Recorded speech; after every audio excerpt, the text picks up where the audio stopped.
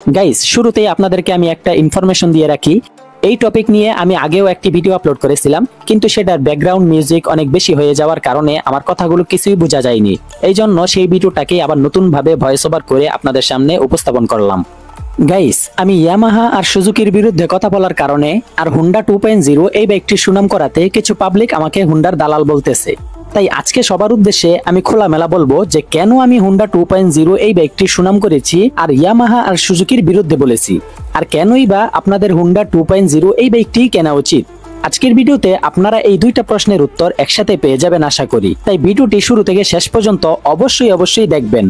তার কারণ হচ্ছে আজকের ভিডিওটি সম্পূর্ণ দেখলেই আপনাদের কাছে এই বিষয়টা পরিষ্কার হয়ে যাবে। তো ভিডিওটি শুরু করার আগে আপনাদের সকলের কাছে আমার আবেদন, আপনারা যদি আমার চ্যানেলে নতুন হয়ে থাকেন এবং আমার ভিডিওগুলো যদি আপনাদের কাছে উপকারী মনে হয়, তাহলে অবশ্যই আমার চ্যানেলটিকে সাবস্ক্রাইব করে আমার সাথেই থাকবেন। তো বন্ধুরা, ইয়ামাহা আর সুজুকিকে শুধুমাত্র আমি একা না, এখন প্রায় বাংলাদেশের 80% মানুষই তাদের কোয়ালিটি আর তাদের কাজকর্ম আর তাদের অতিরিক্ত দামের কারণে তাদেরকে খারাপ বলে থাকে। আর আমিও কিন্তু সেটাই করেছি, আর এর সাথে যথাযথ প্রমাণও দিয়েছি। কিন্তু কথা হলো, যদি আমাদের দেশের সব কোম্পানিগুলোকে আমি খারাপ বলি, তাহলে আমাদের দেশে কি ভালো কোম্পানি নেই? হ্যাঁ, অবশ্যই আছে। আর সেই জন্যই কিন্তু আমি অনেক আগে থেকেই সিএফ মোটো এবং জিপিএক্স ডেমন 250 যেটা নতুন এসেছে আর কি, এগুলোর কথা বলেছি যে আপনারা ইয়ামাহা আর সুজুকির বিকল্প হিসেবে এই বাইকগুলো কিনতে পারেন। কিন্তু আমাদের দেশের মানুষ তো আবার অন্যরকম। আমাদের দেশের মানুষেরা তো আবার ব্র্যান্ড ভ্যালু খোঁজে, হোক না সেটা ঠকবাজ কোম্পানি। আর এই জন্য তারা চাইনিজ বাইক অথবা ব্র্যান্ড ইমেজ কম দেখে সেগুলোর উপর ভরসা করতে পারেনি। আর এই জন্য আমি ভরসা করার মতো একটি কোম্পানির নাম বললাম, যাতে করে আপনারা ভরসা করতে পারেন এই কোম্পানিটার উপর। আর সেই কোম্পানিটি হলো হুন্ডা। কিন্তু এরপরেও আমাদের দেশের কিছু কিছু মানুষ এটাকে মানতে চায় না, যে হুন্ডা যে ইয়ামাহা আর সুজুকির বিকল্প হিসেবে কেনা যায়, এটা তারা কোনোভাবেই মানতে পারে না। আসলে ওই সমস্ত ভাইদের ইয়ামাহা আর সুজুকির উপরেই নজর। তাদের কাছে এই দুইটা কোম্পানি ছাড়া বাংলাদেশের আর অন্য কোনো বাইক কোম্পানি তাদের কাছে ভালো না। আপনি যদি অন্য কোনো কোম্পানিকে তাদের কাছে গিয়ে ভালো বলেন যে অমুক বাইকটা ভালো, তাহলে আপনি হয়ে যাবেন তাদের কাছে দালাল। তো জিনিসটা যেটা ভালো সেটাকে তো আমরা ভালো বলবোই, তাই না? আর যেটা খারাপ সেটাকে খারাপই বলবো। এতে করে যদি আমি দালাল হই, তাহলে সমস্যা কি? আমি দালালি করব। আপনাদের যদি এত বেশি টাকা পয়সা থাকে যে আপনি সুজুকি বাইক কেনার পেছনে বস্তা বস্তা টাকা ঢালতে পারবেন, এবং একটা বাইক কেনার পর আপনি প্রতি মাসে 2-3 বার করে সার্ভিসিং করতে পারবেন, এবং এর যত পরিমাণে পার্টস লাগবে, টাকা লাগবে, আপনি সবকিছুই কিনতে পারবেন, টাকা ঢালতে পারবেন, মানে আপনি বস্তা বস্তা টাকা ঢালতে পারবেন এই লাইনে, আপনার কোনো কিছু সমস্যা হবে না, তাহলে আপনি সুজুকি বাইক একটা কেন ভাই, আপনি 20-25টা কিনেন, তাতে তো আমাদের কোনো কিছুই যায় আসে না। আর ইয়ামাহাকে আমি কোনো ভিডিওতেই কিন্তু তাদের বিল্ড কোয়ালিটি নিয়ে খারাপ বলিনি। আমি শুধুমাত্র ইয়ামাহার বিরুদ্ধে শুধুমাত্র তাদের অতিরিক্ত দাম নিয়ে কথা বলেছি। আমার প্রতিটা ভিডিওতে, এমনকি আমাকে যতজন কমেন্ট করেছে, আমি প্রত্যেকের কমেন্টে একটাই রিপ্লাই দিয়েছি, সেটা হলো যে ভাই আপনি ইয়ামাহা কিনতে পারেন, ইয়ামাহা বাইক ভালো, তবে তাদের দামটা অতিরিক্ত বেশি। তো আশা করি আপনাদের কাছে এই ব্যাপারটা ক্লিয়ার হয়ে গেছে। আমি ভালো বাইকটাকে 1000বার ভালো বলবো, আর বাটপার ঠকবাজ কোম্পানিগুলোকে 1000বার খারাপ বলবো। আপনারা যারা ফুটানি দেখানোর মতো আর টাকা আপনাদের কাছে আছে, আপনারা চোখ বন্ধ করে যেই বাইকটা মনে চায় সেটাই কিনতে পারেন। আমি তো আপনাদের হাতে পায়ে ধরে আটকে রাখতেছি না যে ভাই আপনারা অমুক বাইকটা কিনেন না, অমুক বাইকটা কিনেন। আমি ভিডিও বানাই শুধুমাত্র মানুষকে সচেতন করার জন্য, আসল ভ্যালু ফর মানি বাইকগুলোকে সবার সামনে আনতে, আর যারা দিনের পর দিন ঠকাচ্ছে তাদের খেলা মানুষের সামনে তুলে ধরতে। তাই আমি এসব করার পর যদি কোনো কোম্পানির দালাল মনে করেন আমাকে, এতে আই ডোন্ট কেয়ার। কারণ টাকা আপনার, আপনি কোন বাইক কিনবেন সেটা একান্তই আপনার ব্যাপার। আমি ভিডিও বানাই ভালো খারাপ দিকগুলো মানুষের সামনে তুলে ধরতে। আমার ভিডিওগুলো দেখে যদি আপনাদের উপকার হয়, তাহলে আপনারা উপকার নিবেন, আর যদি অপকার হয়, তাহলে আপনারা আমার কথাগুলোকে মাথা থেকে ফেলে দিবেন।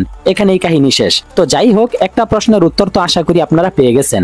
এরপর যেই প্রশ্নটা, সেটা হলো হুন্ডা হর্নেট 2.0 এই বাইকটি কেন কিনবেন, এই বাইকটি কোন কোন দিক দিয়ে ভালো। তো চলুন দেখা যাক এই বাইকটি কোন কোন দিক দিয়ে ভালো। বাইক মানে আজকাল আমাদের দেশে হলো একটা ব্র্যান্ড যুদ্ধ। বাইক কিনতে গেলে সবাই ভাবে ইয়ামাহা নাকি সুজুকি, কিন্তু এই দুইটা কোম্পানি যে আমাদেরকে দিনের পর দিন ঠকাচ্ছে, কোনোটা খারাপ বিল্ড কোয়ালিটি দিয়ে আর কোনোটা অতিরিক্ত দাম রেখে। কিন্তু এদের ছাড়া আমরা আজ এমন একটা বাইকের কথা জানবো, যেটা না চলে হাইপে, না চলে অতিরিক্ত বিজ্ঞাপনে, সেটা চলে শুধুমাত্র নিজেদেরই বিশ্বাসে। আমি বলছি হুন্ডা 2.0 এই বাইকটির কথা। প্রশ্ন হলো ইয়ামাহা আর সুজুকিকে বাদ দিয়ে মানুষ কেন হুন্ডা হর্নেট এই বাইকটি নিবে? হুন্ডা হর্নেট 2.0 যেহেতু একটি নেকেড স্পোর্টস বাইক, তাই আমরা ইয়ামাহা আর সুজুকির নেকেড স্পোর্টস বাইকের সাথেই তুলনা করব। সুজুকির জিক্সার FI ABS এই বাইকগুলো 150 সিসির, অথচ সেগুলোর দাম 2,79,000 টাকা। আর যদি জিক্সার 250 এর দাম দেখেন, সেটার দাম হলো 3,79,000 টাকা, মানে আরো 1 লক্ষ টাকা বেশি। এরপরে ইয়ামাহা FZS ভার্সন 4 এই বাইকটার দাম হলো 2,98,000 টাকা। আর ইয়ামাহা FZS 250 এই বাইকটার দাম দেখলে সেটার দাম হলো 3,99,000 টাকা। আর হুন্ডা হলো 150 সিসিও না, 250 সিসিও না, এটা হলো 180 সিসির বাইক। এই বাইকের দাম হলো 2,89,000 টাকা। তাহলে দেখেন, আপনি সুজুকি আর ইয়ামাহার 150 সিসির সাথে তুলনা করলে সেগুলোর দাম কিন্তু হুন্ডা 2.0 এই বাইকের সমান প্রায়। আর যদি 250 সিসির দাম দেখেন, তাহলে সেগুলোর দাম কিন্তু হুন্ডা 2.0 এই বাইকটির থেকে আরো 1 লাখ টাকা বেশি। তাহলে আপনি ওই কোম্পানিগুলোর 150 সিসির দামে আপনি 180 সিসির বাইক পাচ্ছেন। তাহলে শুরুতেই তো দামের দিক দিয়ে হুন্ডা 2.0 এই বাইকটি জিতে গেল। কমেন্টে জানাবেন হুন্ডা হর্নেট 2.0 এই বাইকটির দাম কি ওই কোম্পানিগুলোর তুলনায় ঠিক আছে নাকি কম বেশি হয়েছে। এরপর চলুন লুকস, ডিজাইন আর বিল্ড কোয়ালিটি দেখি। সুজুকি জিক্সার বাইকগুলোর যুবকদের কাছে প্রিয় হবার মূল কারণ হলো এই বাইকগুলোর লুকস। সুজুকি জিক্সার বাইকের লুকস আসলেই খুব সুন্দর, এগ্রেসিভ, যা সবারই পছন্দ হয়। আর ইয়ামাহা FZS ভার্সন 4 এই বাইকের লুকস যথেষ্ট ভালো, তবে জিক্সারের মতো এতটা স্পোর্টি আর এগ্রেসিভ না। FZS ভার্সন 4 এটার ডিজাইনটা হলো ক্লাসিক ডিজাইন। এরপরে হুন্ডা 2.0 এই বাইকটাও ইয়ামাহা এর মতো ক্লাসিক ডিজাইনের, জিক্সারের মতো এত একটা এগ্রেসিভ লুকস না। তবে জিক্সারের পর হুন্ডা 2.0 এই বাইকের লুকসটাই আমার কাছে সবথেকে ভালো লাগে। আপনাদের কাছে কোন বাইকটার লুকস কত নম্বরে ভালো লাগে তা কমেন্টে জানান।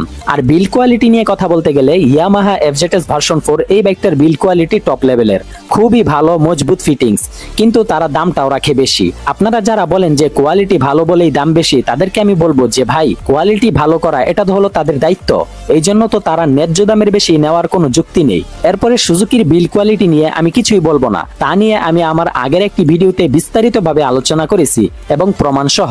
যারা দেখতে ইচ্ছুক তারা আমার ডিসক্রিপশনে অথবা আই বাটনে দেওয়া থাকবে, ভিডিওটি দেখে আসতে পারেন। আর তাছাড়া সুজুকির বিল্ড কোয়ালিটি যে কোন লেভেলের খারাপ তা এখন দেশের 90% বাইকারসই অবগত আছেন। এরপরে চলুন হুন্ডা 2.0। হুন্ডা হর্নেট 2.0 এই বাইকের বিল্ড কোয়ালিটি যদি আমি আপনাদেরকে বলি যে ইয়ামাহার সমান, তাহলে কিন্তু আপনারা অনেকেই হয়তো বিশ্বাস করবেন না। এই জন্য আমি ইয়ামাহার সমান বলবো না, কিন্তু আমি আপনাদেরকে 100% শিওর দিয়ে বলতেছি, হুন্ডা 2.0 শুধুমাত্র এই বাইকটা না, হুন্ডার প্রতিটা বাইকের বিল্ড কোয়ালিটি হলো top class.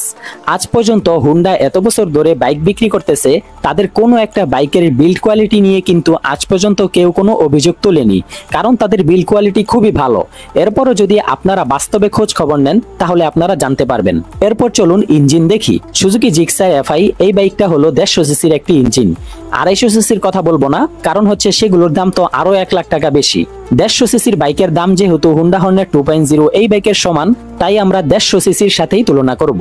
Suzuki Gixxer FI এই বাইকটি থেকে আপনারা ম্যাক্সিমাম পাওয়ার পাবেন 13.91 bhp 8000 rpm এ, আর ম্যাক্সিমাম টর্ক পাবেন 13.8 নিউটন মিটার 6000 rpm এ। এরপরে FZS ভার্সন 4 এই বাইকের ইঞ্জিন হলো 150 সিসি, এর থেকে আপনারা ম্যাক্সিমাম পাওয়ার পাবেন 12.23 bhp 7250 rpm এ, এবং ম্যাক্সিমাম টর্ক পাবেন 13.30 নিউটন মিটার 5500 rpm এ। আর হুন্ডা হর্নেট 2.0 এই বাইকটি হলো 184 সিসির একটি ইঞ্জিন, যার থেকে আপনারা ম্যাক্সিমাম পাওয়ার পাবেন 17.26 PS, আর এর থেকে আপনারা টর্ক পাবেন 16.1 নিউটন মিটার। ইয়ামাহা FZ অথবা জিক্সারের তুলনায় এইটার ইঞ্জিন বেশ শক্তিশালী। তো দামের ক্ষেত্রেও হুন্ডা হর্নেট 2.0 এগিয়ে, আর ইঞ্জিনের ক্ষেত্রেও কিন্তু এগিয়ে আছে। এখন আপনারা ভাবতে পারেন যে ইঞ্জিন কি আসলেই ভালো হবে কিনা, তাহলে আপনারা শুনে রাখুন যে হুন্ডা কোম্পানি কিন্তু বিশ্বজুড়ে তাদের স্মুথ ইঞ্জিনের জন্যই বিখ্যাত।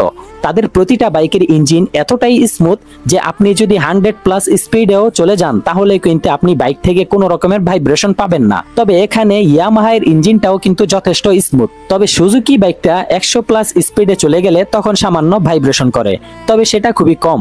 আপনাদের কারো যদি আমার কথা বিশ্বাস করতে অসুবিধা হয়, তাহলে আপনারা যারা এই সমস্ত বাইক চালায় তাদের থেকে আপনারা খোঁজ খবর নিতে পারেন এবং আমার কথাগুলোকে যাচাই করতে পারেন যে আমি কোনো কথা কিন্তু নিজে থেকে বানিয়ে বলতেছি না। আমি যথেষ্ট প্রমাণ এবং তথ্য নিয়েই আপনাদেরকে এই তথ্যগুলো দিচ্ছি। শহরের ট্রাফিকে টর্কি হলো আসল রাজা, আর এখানেই হুন্ডা হর্নেট 2.0 এই বাইকটা জিতে যায়। কম গিয়ার শিফটিং এ বেশি কন্ট্রোল আর কম ঝামেলা হয়। হাইওয়েতে গেলেও বাইকটা একদম স্টেবল, কারণ হচ্ছে এর সাসপেনশন সেটআপ এক কথায় পারফেক্ট। কারণ এফজেডএস ভার্সন 4 এই বাইকটার দাম 10,000 টাকা বেশি হলেও তাতে সামনে ইউএসডি সাসপেনশন নাই। আর জিক্সার এই বাইকটার দাম 10,000 টাকা কম, কিন্তু এই বাইকটাতেও ইউএসডি সাসপেনশন নাই।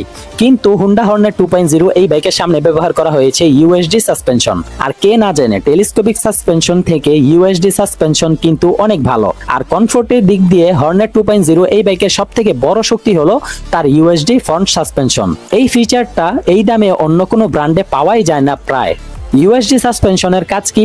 ইউএসডি সাসপেনশনের কাজ হলো বেশি স্টেবিলিটি, কর্নারে বেশি গ্রিপ, আর ব্রেক করলে বাইকটা বেশি একটা ডুবে যায় না। ইয়ামাহা এফজেড অথবা সুজুকি জিক্সারে আপনি কনভেনশনাল ফর্ক পাবেন, কিন্তু হর্নেটের ফ্রন্ট সাসপেনশন রাইডারকে অনেক বেশি কমফোর্টেবল দেয়। পেছনের মনোশক সাসপেনশনটাও খুবই ব্যালেন্সেড, বেশি সফটও না আবার বেশি হার্ডও না। ছোট ছোট গর্ত, স্পিড ব্রেকার সব জায়গাতেই খুবই আরামদায়ক। তো এতটুকু দেখার পরেও কি আপনারা মনে করেন যে আমি হর্নেট 2.0 এই বাইকটাকে ভালো বলা আমার ভুল হয়েছে?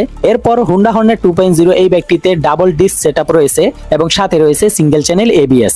ইয়ামাহা এফজেড অথবা জিক্সারে ব্রেক হয়তো ডিসেন্ট, কিন্তু হর্নেটের ব্রেক ও কনফিডেন্সের দিক দিয়ে তাদের থেকে বিন্দু মাত্র কম নয়। জিক্সারে সিঙ্গেল চ্যানেল এবিএস ঠিক আছে, কিন্তু এফজেডএস ভার্সন 4 এই বাইকটার দাম তো আরো 10,000 টাকা বেশি ওই দুইটা বাইক থেকে। তাহলে এটাতেও কেন সিঙ্গেল চ্যানেল এবিএস, এটাতে ডাবল চ্যানেল এবিএস দিলে কি ক্ষতি হয়ে যেত? এই সব বললেই আমি দালাল। তবে যাই হোক, বৃষ্টির সিজন অথবা ইমার্জেন্সি স্টপের সময় হর্নেট 2.0 এই বাইকটার এবিএস সিস্টেম পরীক্ষিত হয়েছে বহুবার। হুন্ডা হর্নেট 2.0 এই বাইকের রিয়েল লাইফ মাইলেজ দেয় প্রায় 40 থেকে 45 কিলোমিটার প্রতি লিটারে। সিটি প্লাস হাইওয়ে এই দুইটার মিক্সে একদম বাস্তব মাইলেজ এটা। ইয়ামাহা এফজেড প্রায় একই, কিন্তু হুন্ডা হর্নেট 2.0 এই বাইকের স্টিয়ারিং কম, ফলে লং লাইফ মেইনটেনেন্স নিয়ে মাথা ঘামাতে হয় না, এবং হুন্ডার পার্টসগুলো হলো সহজলভ্য। মেকানিকরা হুন্ডা নিয়ে বেশি কমফোর্টেবল। সুজুকির পার্টস অনেক সময় ডিলে হয়, আর ইয়ামাহার পার্টসগুলো হয় অনেক দামি। তাই প্র্যাকটিক্যাল দিক দিয়ে হুন্ডা হর্নেটই বেশি ভ্যালু ফর মানি দেয়। আর ফিচারসেও তিনটা বাইকই প্রায় সেম। তো বন্ধুরা, এতক্ষণের হিসাব নিকাশে আপনাদের কাছে কি মনে হয়? আমি এফজেডএস আর জিক্সারের থেকে হুন্ডা হর্নেট 2.0 এই বাইকটিকে বেশি ভালো বলা কি আমার অপরাধ হয়েছে? সোজা হিসাব করলে জিক্সার 150 সিসির বাইক, বিল্ড কোয়ালিটি খারাপ, অথচ দাম হলো হুন্ডা হর্নেট 2.0 এই বাইক থেকে মাত্র 10,000 টাকা কম। আর এফজেডএস ভার্সন 4 এই বাইকটাও 150 সিসি আর সেম স্পেসিফিকেশন হয়েও এটার দাম হলো 10,000 টাকা আরো বেশি। আর 250 সিসির দিকে গেলে সেগুলো তো আরো 1 লক্ষ টাকা বেশি অতিরিক্ত গুনতে হবে। তো 180 সিসির বাইক এই দামে দিচ্ছে, এটা কি ভালো বাইক না? উত্তরটা আপনারা কমেন্টে জানাবেন অবশ্যই। আজকের ভিডিওটা এই পর্যন্তই। এর আগেও কিন্তু আমি এই ভিডিওটা নিয়ে আলোচনা করেছিলাম, কিন্তু সেটাতে আমার ব্যাকগ্রাউন্ড সাউন্ড বেশি হওয়ার কারণে আপনারা সেই কথাগুলো বুঝতে পারেন নাই। তো আজকের ভিডিওটি এই পর্যন্তই। আল্লাহ হাফেজ।